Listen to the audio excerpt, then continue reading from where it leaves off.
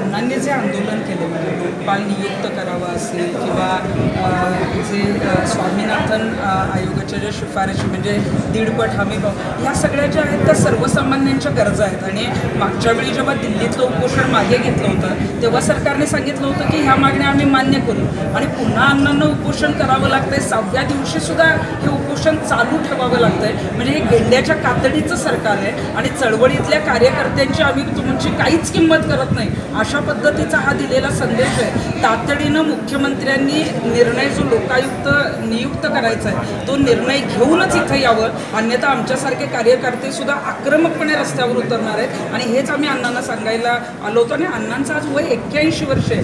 81 वय असताना 6व्या दिवशी उपोषण चालू ठेवणं आणि यासाठी अजूनही एखादा निर्णय सरकारने न घेणं म्हणजे मला वाटते की पूर्णपणे चुकीचं आहे. ही म्हणजे आंदोलनाची केलेली पूर्णपणे चेष्टा आहे. आणि आंदोलनाच्या माध्यमातून अण्णांनी जी काही म्हणजे मागच्या वेळी माहितीचा अधिकार असेल किंवा अनेक कायदे झाले याच्यामध्ये मुख्यमंत्री आणि केंद्र सरकार आहे म्हणजे नरेंद्र मोदी जे अजूनही याविषयी काही बोलत नाहीत. त्यांना अनेक हिरोईन्सना भेटायला वेळ आहे, त्यांच्याबरोबरचे फोटो व्हायरल होत आहेत आणि अण्णांसाठी बोलायला वेळ नाही, अण्णांना भेटायला त्यांना वेळ नाही. मग मोदीजी हेच तुमचे आजचे दिन का? आणि हेच जर आजचे दिन असतील तर मग पुढे जे आहे ते तुम्हाला मात्र या जनता जी आहे ती तुमची जागा दाखवेल. त्याच्या आधी तातडीने हे निर्णय त्यांनी घेतले पाहिजेत. अण्णांच्या प्रकृतीची काळजी आम्हाला आहे कारण आमच्यासारखे जे आंदोलनातले कार्यकर्ते आहेत आज अण्णा आम्हाला आदर्श आहेत आणि अण्णांचा जीव जो आहे तो त्या जीवाशी खेळ जो आहे तो या सरकारने मांडलेला आहे. तो तातडीनं थांबवावा एवढी आमची त्यांना विनंती आहे.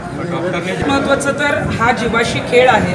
परंतु अण्णांना जर काय झालं अण्णांना तर काय होऊ नये याच्या आधी आम्ही रस्त्यावर उतरू, आम्ही त्याच्यासाठी सरकारवर दबाव आणण्याचा प्रयत्न करू.